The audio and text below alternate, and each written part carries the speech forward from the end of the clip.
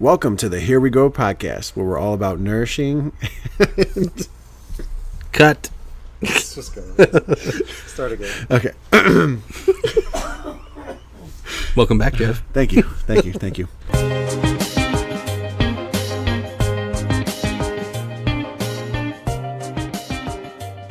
Welcome to the Here We Go podcast, where we're all about encouraging and nourishing your life. Thank you, Justin, for having me, your special guest today. Come on. So awesome. I appreciate you having me here. Yes. And as always, it's fun to talk with you, and I can't wait to hear Yes. what you have to tell everyone. Yes, my co-host, Jeff, who we have not seen in some time. And tell us, Jeff, where have you been? You've been traveling all the corners of the earth. Well, technically, I don't think anyone has seen me, especially since we're doing a podcast, Justin. Just putting it out there.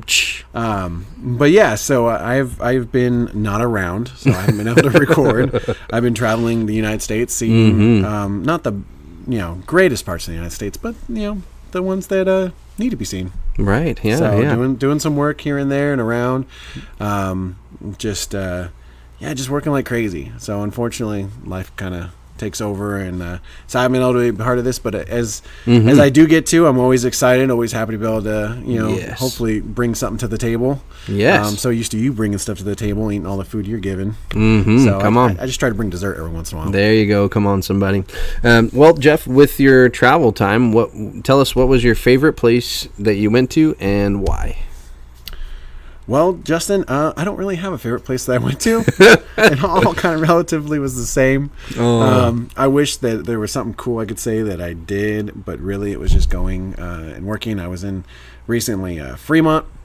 So Fremont has the Tesla factory there. Oh, cool. Which I was super stoked about. And I had gotten off work a little bit earlier than expected, and I was like, sweet, I'm going to see if I can try and get a tour there. And so I shoot an email over to Tesla, like, hey, I'd love to come tour the factory, blah, blah, blah.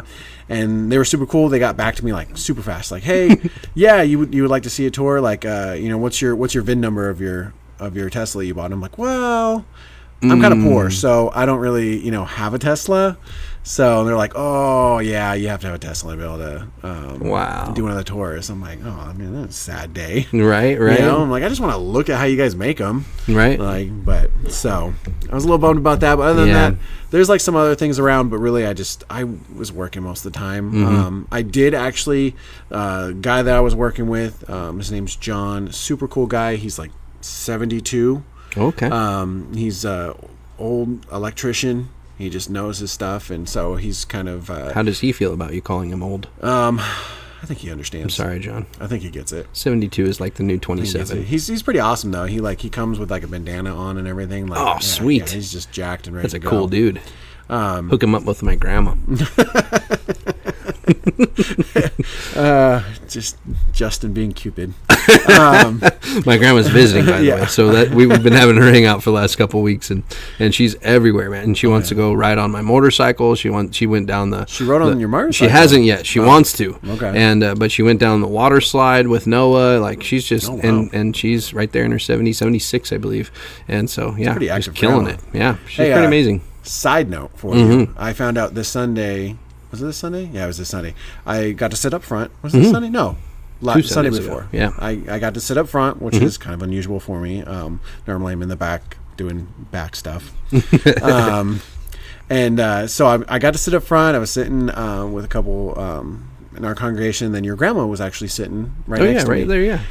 And so I was, just listening to the message, and I happened to glance over, and I noticed that your grandma had a very familiar looking pair of shoes on. Oh, is that right? That just so happened to be the exact same pair of shoes I was wearing.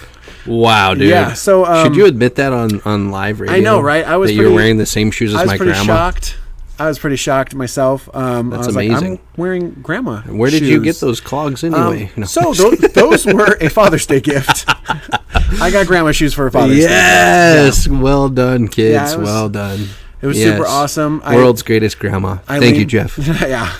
I leaned over to Matt and I'm like, me and grandma have the same shoes. And he just looked over and he just Oh, he just that's incredible. he couldn't focus anymore after that. That's incredible. I love it. Yeah. I love it. That was a good day, a good weekend. Yeah. Well, that's awesome, Jeff. I love it. And we just to catch you up, we are talking about getting back to the basics, how Christianity affects our daily lives, and how we can just kind of shift away from all the distractions of daily life, social media, all those different types of things that take up time and yet are not adding value sometimes to our life.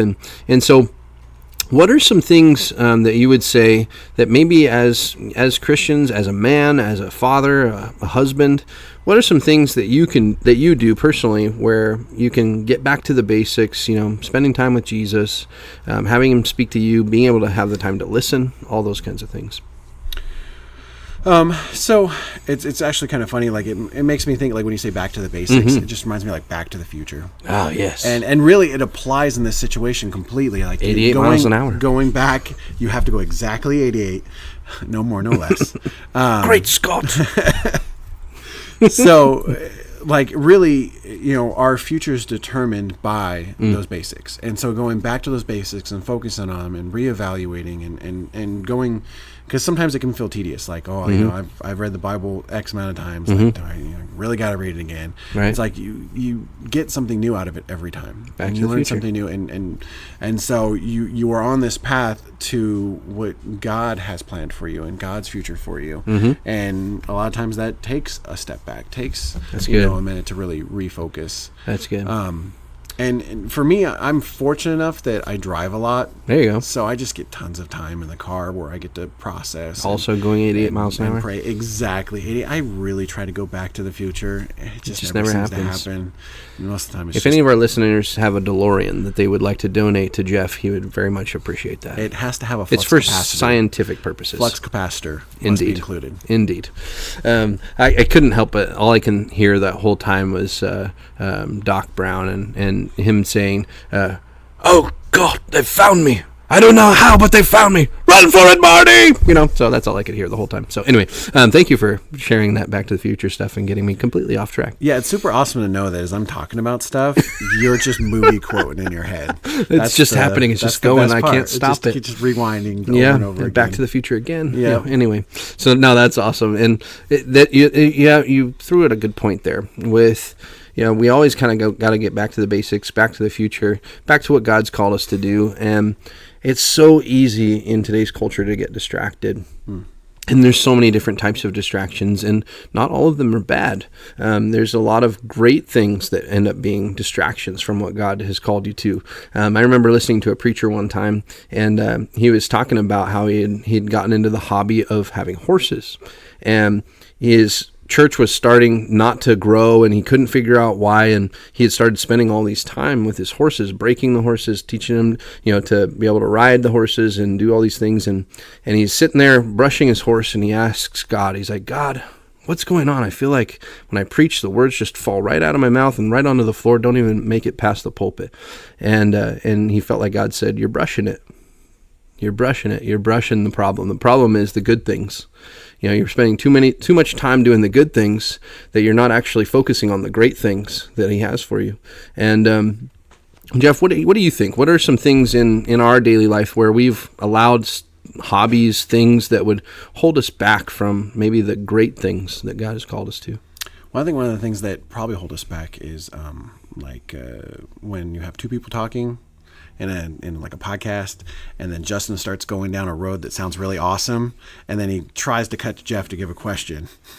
What happened? I was like, I want more of what Justin's giving me right now. Oh. I want to hear you were going down an alley. I was like, all right, I'm with you. I'm following you. He's brushing it. What's happening? Yeah, and so he's brushing the horse, right? Then you just gave it back to me, and I'm like, oh, man. No. Now I'm just going to fall short, bro. Oh, no, it's good stuff. Yeah, it's your first time back in a while, Jeff. We won't blame you for these things. I'm asking questions. And as Jeff is sitting there brushing his hair, we would just say that, Jeff, you're brushing it. I'm brushing it. You're brushing it, man. He's brushing that beautiful beard. That's what it is. Come on, somebody. That's what it is. I need to brush it. Speaking of beards, I wish I had a beard like Thor had in Endgame. Yeah, I want to braid my beard. I want to braid my beard too. Come on, somebody. Badly. Braidedbeards.com. I tried to do it a little bit. And somebody get that. I had these two little things going here, and it looked puny. It was not very Thor-like. It was just these two little braids. Yeah. They're little like But at least we got the Thor gut going like a on of Endgame. You know, that's pretty good. I mean, I worked hard for that. Fat Thor is my hero. Yeah. I ate a lot of cheeseburgers to get to that point. To get to that point? Absolutely. I thought it was a lot of burritos. We did just finish a burrito, and it was glorious. And thank you, Jesus, for that. And if you guys weren't there for Justin's message, it had a good portion of burrito talk in it. It's true. It's true. You need to come to Centerpoint Church, French Valley.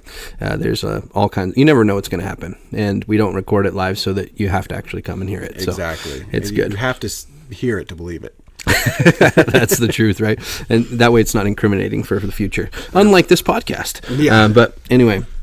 Gosh, man, we really take each other off course. That's awesome. I know, right? Yes, it's amazing. It was my bad this time. I've missed you. Yeah. Anyway, so some of the different things that can take us away, good things that take us away from great things. Yep. What are one of those that I could say for me?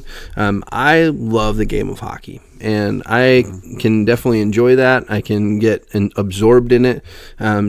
It relaxes me, but that's a good thing that could also deter me from doing a great thing. Absolutely. You know, getting into the Word more, seeing what maybe God wanted to reveal to me, but I missed it because I was too busy watching hockey. What are some things in your life that you think are good things that maybe be taking you away from great things?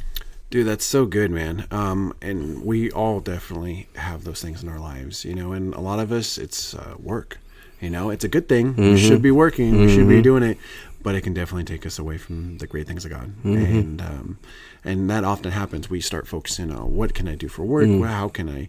And you know, there's got to be balance because you want to be better in what you do. You want to learn more. But it's like, you know, is that taken away from my time with my family, or is that taken away from my time with God? Wow. And so to be able to, you have to be able to take a step back. Wow. And, you know, and with this whole premise of taking a step back, you know, to move forward or you know, getting back to the basics, it's really that. You have to take a step back from where you're at and look and see if you're balancing it well. Because if you're not, and that pendulum swings on the wrong side, things are going to topple. That's so good. You know, and I could probably speak into that in the way of pastoring, right? I've had so many people ask me, like, what are you studying right now? What's God speaking to you in His Word? And I've found many times where I've been so busy ministering to people that I have not gotten into the Word other than to study for Sunday. Yep. And that is probably one of the worst things you can do as a pastor. And it just takes away from that intimacy that you get with God. And when God the Father, as a daddy, would show his son or show his daughter the different things that He has for them, and He reveals things that way. And so if we're not spending that time with the Lord, He's not able to give us new revelation and show us new things in the kingdom. You know, God's Word says He's always doing a new thing.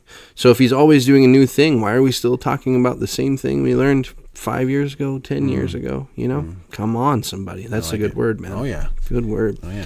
Yeah. But you're right, too, with, you know, being able to make sure you prioritize, you know, if you're working so hard that you lose your family. You know, what does that look like? What does that look like for our listeners? How do we tune down or turn down, you know, the work life and the workload, or shut it off at a certain point so that we spend time with our families? I think you'd probably agree with me, but boundaries. So good. Right? So setting up boundaries in your work life. I know plenty of people who, you know, they walk through that door, they put their cell phone on a bowl, and they say, this is my family time. You know, if there's some email or whatever I have to do, it can wait. Because it can wait. It really can wait. Your whole job is not writing on one single email, you know? It's true. You know, but your family can be. Wow. Writing on that same email, whether or not you answer it or not. Yep. You know what's so interesting about that? And I mean, even subconsciously, our family feels that, right? And I'll give you an explanation for that. Like, as a pastor, I never know what my day is completely going to look like, right? Somebody can call me in the middle of the day, and it can take up an hour, and I didn't plan for that hour to be taken up, right? And so today, I'm sitting there with my 10-month-old in my lap, and I get a phone call, and I answer the phone call.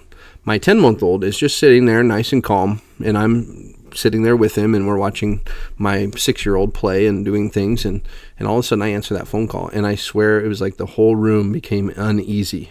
All of a sudden, my 6-year-old's acting out, trying to get my attention. My 10-month-old is now squirming all over the place and won't stay still. And I'm sitting there thinking, like, I'm on the phone. Like, why is this happening? Mm-hmm. And even just based on what you just said, like, man, how easily that one little distraction, and it turned into probably a 30, 40-minute conversation that maybe didn't have to happen at that time. Maybe it could have been waited until I get in the car and I'm on my way to the next meeting and give that person a call back. So I think you're right. Boundaries are important. What are some other boundaries and things that we can set for ourselves? I like the bowl. That was a great idea. Well, the first thing I thought of was like, okay, I put my phone in the bowl and go get a bowl of ice cream. Come on, somebody. Hey, I like it. Trade a bowl for bowl. Yes, bowl for bowl. Yes, that's probably the challenge for the week right there. But I like it. Everyone, that's the challenge. You got to put your cell phone in a bowl when you get inside, and then go get a bowl of ice cream. Yep. You're welcome, Internet. Yes, indeed. You're welcome. Oh yeah, what are some other things we can do to set up some good boundaries? So some other good boundaries is, so what you're trying to achieve is taking, what you need to do for work and having that. I mean, guys love boxes, right? We love putting things in little compartments. Indeed. Like here it is, yes. Like here it is. And that's what you're going to do. You're going to take, your work and say, okay, this is the compartment for my work. This is the time.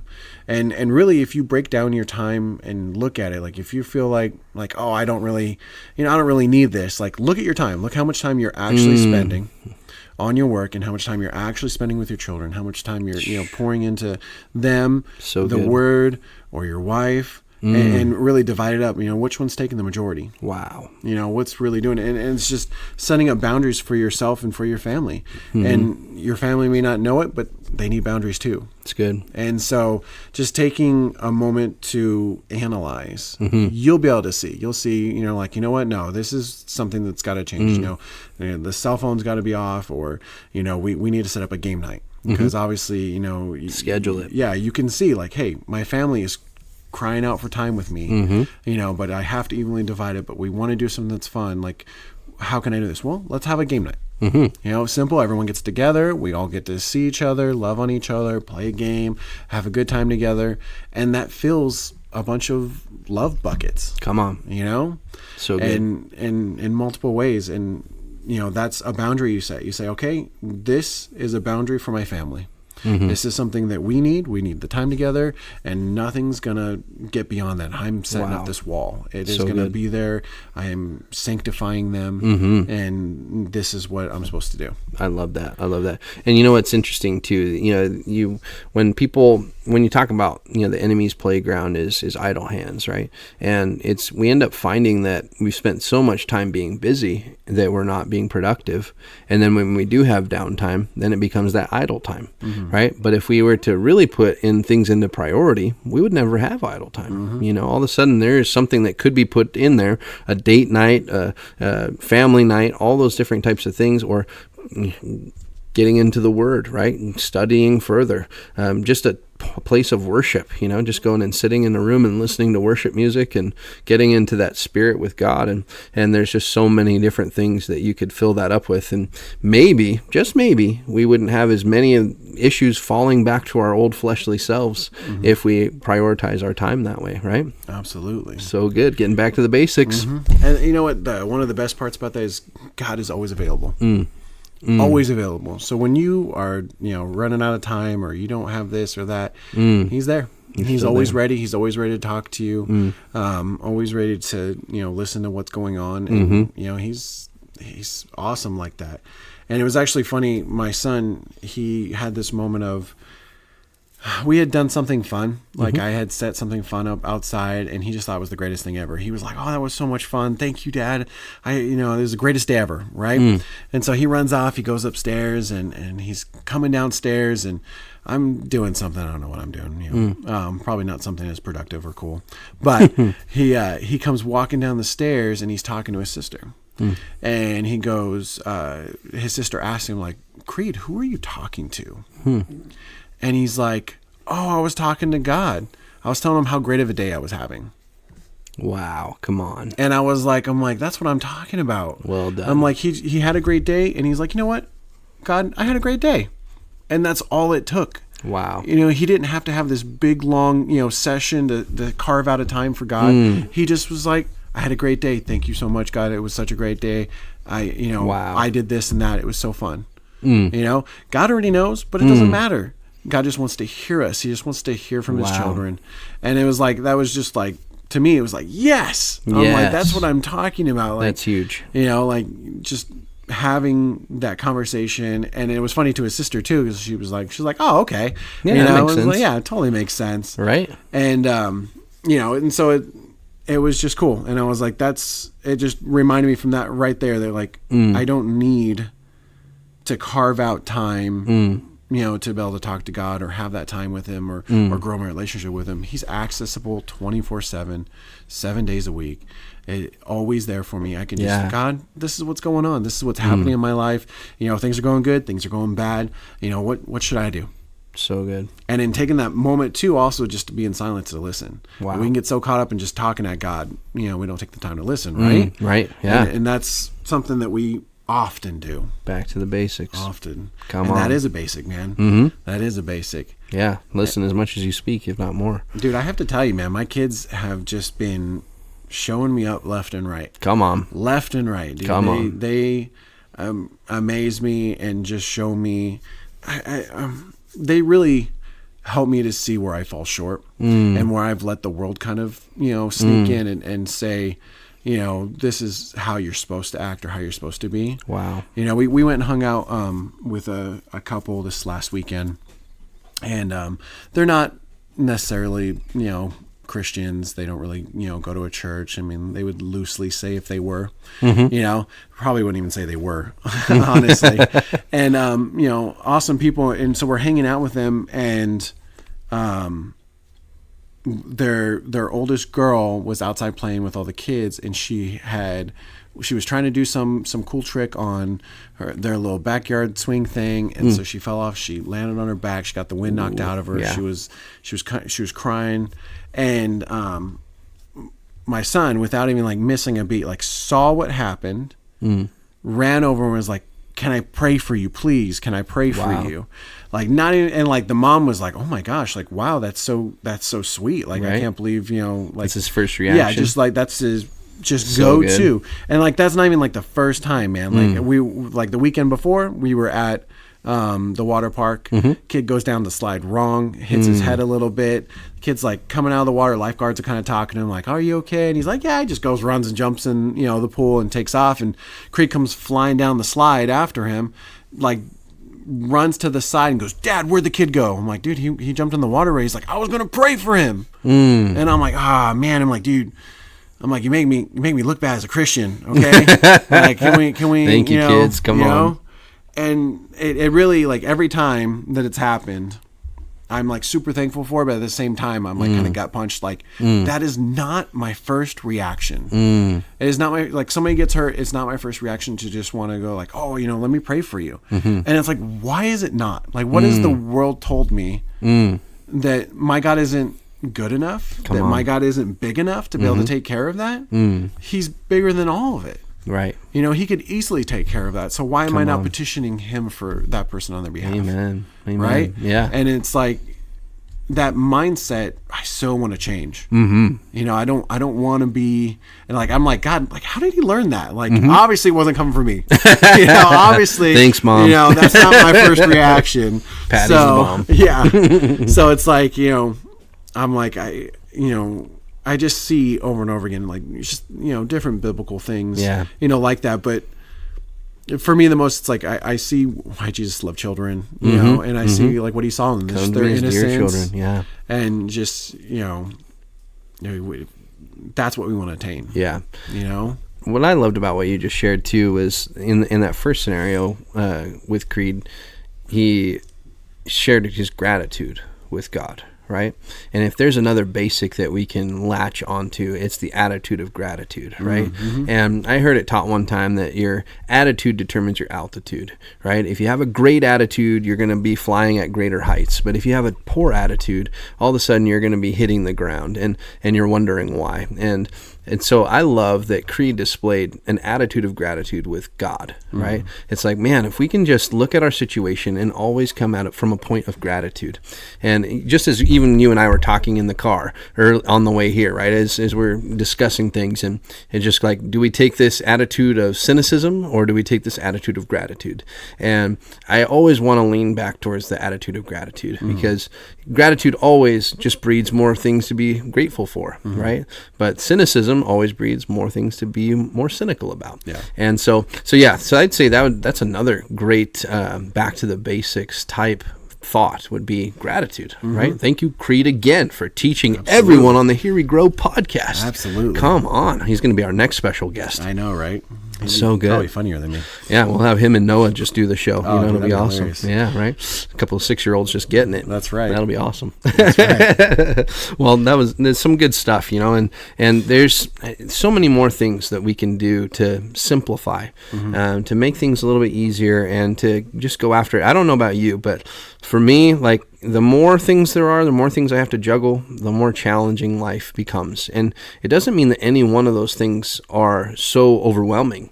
But when you put all of them together, all of a sudden it becomes overwhelming. Oh, yeah. So what are some things that you think, or that we think we could cut out completely, to be able to stop juggling so much? I think that we definitely put things in our lives that we don't need. Social media, not really needed. Yeah. I mean, it can be used, but I mean, we can cut that out. Totally. And it would totally bring some life and time back into what we do.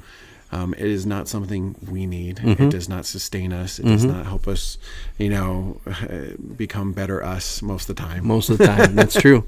It's absolutely true. I think that, that's something that can definitely be given up. And I think the trial for that for you, like if you're thinking like, I don't really need to give up social media, give it up for a week.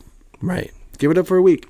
You don't really need it. Shouldn't be a problem for you. Shouldn't, bother you at all, and just see what it does for you. And if it's a struggle, then hey, you know what? Maybe this has a little bit of a hold on my life. Wow. And if it's not, then you can just keep going with it. Like, hey, you know what? I really didn't need it. I didn't use it that whole week. I can go 2 weeks and go 3 weeks. TV can be a hard thing for a lot of people. I know that, I've heard, some people recently just kind of, spoke up about that they realized that, they've gotten to this ritual of like come home, turn the TV on, watch some TV and do that till the rest of their night and go to bed. And then they're just waking up and doing it all over and over and over again. And it's a trap. Yep. Same rat race over and over. It's a trap. It really is. You will fall into that and you'll get stuck into it. And it is not life-giving. It is not building. It is not, nourishing. Yeah. If anything, it's taking. That's so good. You're right. And there's those types of things where all of a sudden it's, is it a bad thing to do every once in a while? Probably not, but at the same time, letting that multiply on top of itself, it becomes a multiplying factor in your life. I was saying the same thing at church this week, talking about burritos, right? And we're talking about, one burrito here and there, it's no big deal, but that eating those burritos over and over and over again, all of a sudden can become a hindrance to your purpose, right? So if God intended for you to do something great, and now all of a sudden because you're overweight and you can't do those things that he called you to do, now it's hindering your purpose, right? If it ends your life 10 years early and he intended for you to do so much more, it hinders your purpose. Absolutely. And that's just burritos, but I mean, it could be anything, if it's social media, if it's those different things.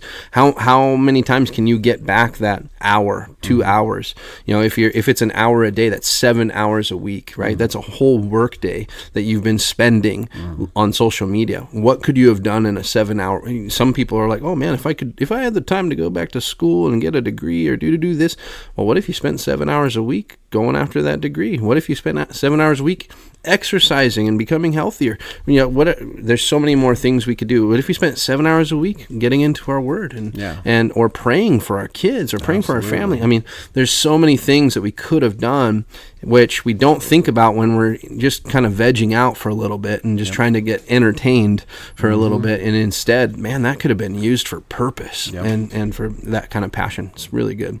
So I love that. Well, we're getting back to the basics, aren't we, Jeff? We are getting back to the basics. We are getting back to the basics. And I'm so excited to have you back, man. It was so good. I know you're going to be traveling and stuff for work again, and hopefully it's sooner than later that we get to record together. But I'm grateful for the time we did get to have. Always good conversation.